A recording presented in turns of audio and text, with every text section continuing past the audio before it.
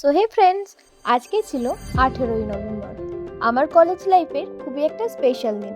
দিনটি কেন স্পেশাল ছিল সেটা জানতে হলে অবশ্যই ভিডিওটা দেখতে থাকো। সন্ধ্যেবেলা চা খেয়ে নিচ্ছিলাম আর ইনিও চলে এসেছিলেন আমাদের এখানে, আর ইনিও বিস্কুট দিয়ে দিচ্ছিলেন তোমাদেরকে একটু। তারপর তো সন্ধ্যেবেলা টিফিন সেরে রাত্রির ডিনার তাড়াতাড়ি করে নিয়েছিলাম দুজনেই। তারপর এখানে ফ্রেশ হয়ে রেডি হয়ে নিচ্ছিলাম। কেন রেডি হচ্ছি? স্টেশনে যাওয়ার জন্য। এই তো এখানে মজা করছি। তো ফাইনালি আমরা রেডি হয়ে গেছি যাওয়ার জন্য। একটা গুছিয়ে নিয়েছি, সবাইকে দিতে ভালো লাগেছিল।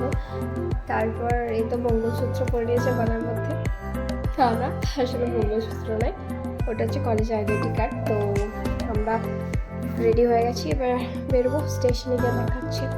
চলো টাটা, আর ব্লগটা দেখতে থাকো। এরপরে কোথায় কোথায় যাচ্ছি, কী করছি সবাই আপডেট দিতে থাকবো। তো সবাই প্লিজ সাবস্ক্রাইব করে দাও চ্যানেলটাকে, এখনও যারা সাবস্ক্রাইব করুন। চলো স্টেশনে গিয়ে দেখাচ্ছি তাহলে। তো ফাইনালি আমরা স্টেশনে পৌঁছে গেলাম, আর এখানে দেখলাম প্রায় সবাই চলে এসছে। ভূগোল বিভাগে ভর্তি হওয়ার প্রায় আগের থেকেই জানতাম যে এক্সকারশনে কোথাও না কোথাও নিয়ে যাবেন। তো দীর্ঘ 2 বছরের প্রতীক্ষায় এবং 6 মাসের প্ল্যানিংয়ের পর আজ সেই দিনটি বাস্তবে পরিণত হয়েছে। আর আমরা সবাই এখানে ট্রেনের জন্য অপেক্ষা করছিলাম। আমাদের ট্রেনটি ছিল কাঞ্চনকন্যা, টাইম ছিল 11টা 12-তে। গাইস, এরা খালি রাস্তা ভুল করে ছবি তুলছিলাম তখন যাচ্ছিল।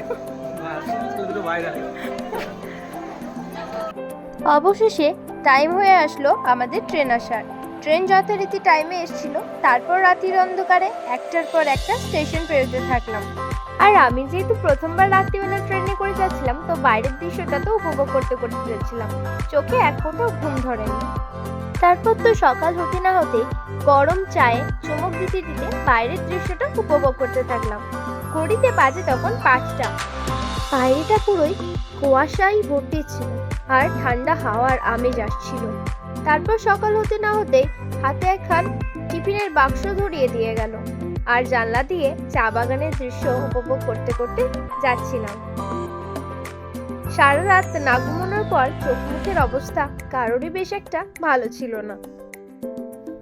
এখানে আমি একটা ভয়েস ওভার দিয়েছিলাম, যেহেতু গলাটা অনেকই খারাপ ছিল ঠান্ডায়, আর এতই ট্রেনের আওয়াজ আসছিল যে কিছুই শোনা যায়নি। তো হয়তো আমি এটাই বলছিলাম যে এবার ট্রেন থেকে নামার পালা, যেহেতু আমরা স্টেশনের দিকে চলে আসছিলাম। তারপর ট্রেন থামলো, আমরা নামলাম শিলিগুড়ি জাংশনে। জাংশনে নামার পর হাঁটতে থাকলাম শিলিগুড়ি জাংশনের ঠিক পিছন দিকটা করে, যেখানে গাড়ি স্ট্যান্ড আছে। সূর্যি মামাকে দেখে এখানে তো আমি অবাক হয়ে গেছিলাম যে ব্যাগে করে যে সমস্ত সোয়েটারগুলো এনেছি সেগুলো বোধহয় আর কোনো কাজেই লাগবে না, কারণ এখানে প্রচুর গরম ছিল। সো ফাইনালি কিছুক্ষণ অপেক্ষা করার পর আমরা গাড়িতে উঠে গেছিলাম, আর শিলিগুড়ির চারপাশটা একটু দেখতে দেখতে যাচ্ছিলাম। শিলিগুড়ি পেরোতে না পেরোতেই নর্থ বেঙ্গলের সৌন্দর্যতা ফুটে উঠছিল চারিপাশে। আর এখানে যে ব্রিজটা ছিল সেবক রোডের সব থেকে ফেমাস একটা ব্রিজ। চারিদিকে পাহাড়, নদী, গাছপালা দেখতে দেখতে চলে যাচ্ছিলাম উপরের দিকে।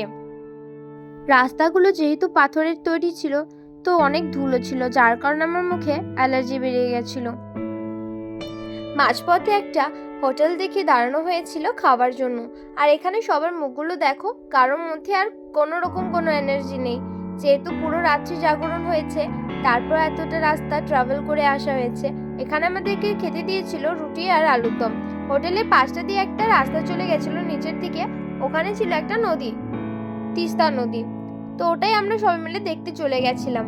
তোমরাও দেখো কত সুন্দর লাগছিল দৃশ্যটা এখানে।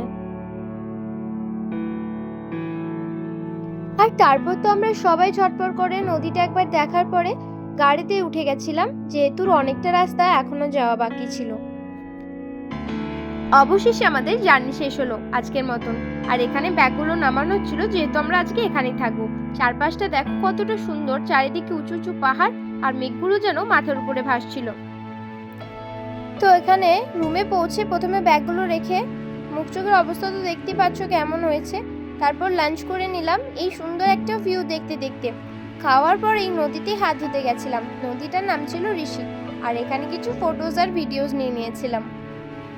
আমাদের হোমস্টেটা কিছুটা এরকম দেখতে লাগছিল, আর এখানে সবাই চলে এসেছিলো ফ্রেশ হয়ে ছবি তোলার জন্য। তারপর সন্ধ্যেবেলা আমিও ফ্রেশ হয়ে নিচে চলে আসছিলাম, আর এখানে খাওয়ানো হচ্ছিল ম্যাগি। তো পাহাড়ের ম্যাগি কার কার খেতে ভাল লাগে কমেন্টে জানাও। তারপর ম্যাগির সাথে ছিল গরম গরম কফি, তো সবাই এখানে কফি খেয়ে নিচ্ছিলাম। আর তারপর এখানে বনফায়ার জ্বালানো হয়েছিল, তো এখানেও তো আমরা খুবই এনজয় করেছি। তো দেখো সবাই মিলে নাচ গান করছিলাম, তারই একটা ক্লিপস এখানে অ্যাড করে দিলাম, তোমরাও দেখে নাও আমরা কীভাবে নাচ করছিলাম সবাই মিলে।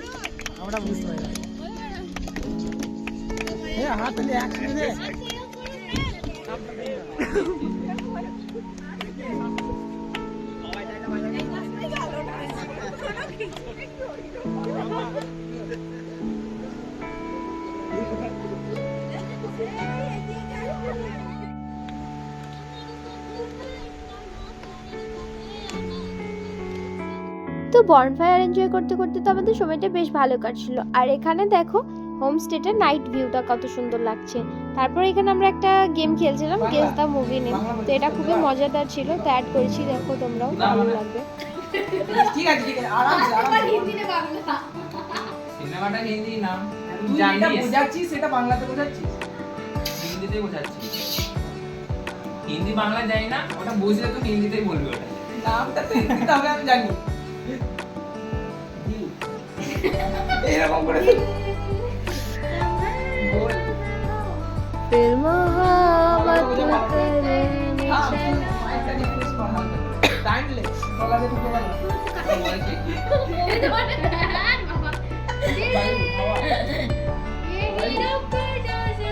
নে আরে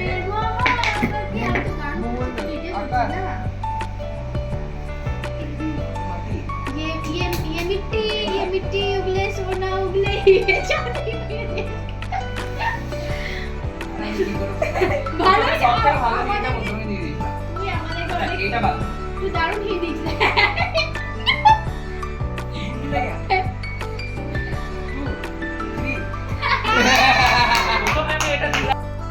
আর রাত্রিবেলা যেহেতু ডিনারের টাইম হয়ে গেছিলো, তাই আমরা ডিনার করতে বসে পড়েছিলাম। আর এই গেমটা কেমন লাগলো তোমাদের অবশ্যই কমেন্ট করে জানাবে। আর কেউ কি কখনো খেলেছো এই গেমটা সেটাও জানাও। আর রাত্রিবেলা ডিনারে ছিল আজকে ডাল, আলু পোস্ত আর চিকেন।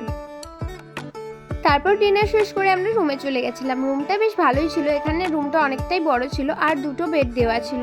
বেডের সাথে সাথে এখানে দুখানা ফ্যান, লাইট এবং একটা টেবিল আর চার্জারের বোর্ড, সাথে একটা আয়না এবং অ্যাটাচ বাথরুম দেওয়া ছিল। বাথরুমটাও খুবই পরিষ্কার পরিচ্ছন্ন ছিল।